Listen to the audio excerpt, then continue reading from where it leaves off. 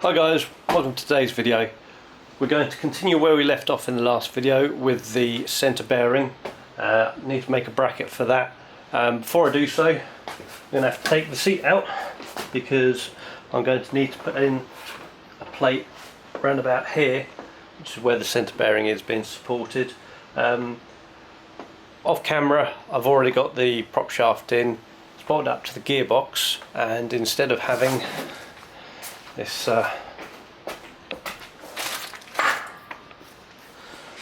rubber donut, which is what the prop shaft mounts to, I've actually got some solid metal sleeves in there, so it's exactly true with the gearbox. I'll show you that to you in a minute. So I know exactly where that bearing needs to go. It's going to be perfectly true, and hopefully stop any vibrations and make the rubber donut and the centre bearing last a little bit longer. This is a gearbox mount that we made in the last episode. You can see the clearance that has allowed. Instead of the rubber donut, I've got these steel sleeves. Now they are exactly as thick as the rubber donut, and I'm obviously not going to be running these, but this allows me to fit the prop shaft on the back of the gearbox and know that it is in line. Obviously all of these sleeves have been turned on the lathe, so they're the same length, which means that the prop shaft is perfectly aligned with the gearbox. That will hopefully make the rubber donut last a little bit longer. Also, it means the centre bearing is exactly where it needs to be. This is the inside. It's not pretty. There was a bracket there previously which I've cut off with the plasma. I'm going to be cutting a window in this side and this side, and make some brackets to support the centre. So I'll crack on with that now.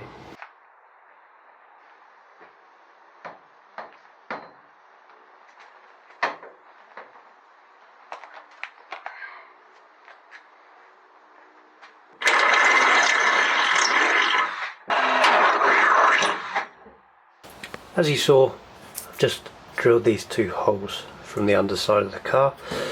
Now the bracket actually sits in around here somewhere, and these two holes are to mark out where the bottom of the flange sits. Now I'll mark out a little window here, cut that in, so I've got access. I'll then be able to weld a plate in here with a bracket on it, so I'll be able to fix up from the underside of the car to hold the bracket in place. It's quite handy that it's actually come out here rather than any lower down, because we've got this step in the tunnel which I wasn't really looking forward to shaping around. Not that it would have been too much of an issue, but you can see where the old seat rails were in. It's left a little bit of a mess, but I'm not going to be changing that now.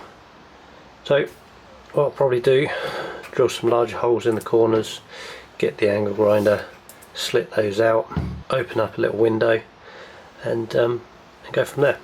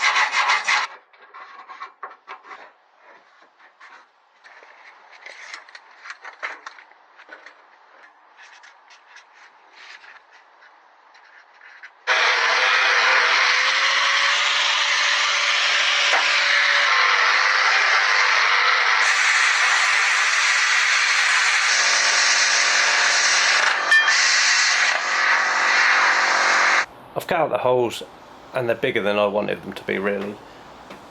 The tunnel was a little bit of a mess in some areas, so I've had to cut those bits out.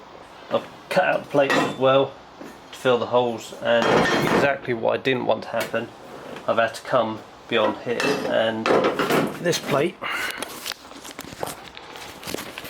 you'll see, if I just put that up against there,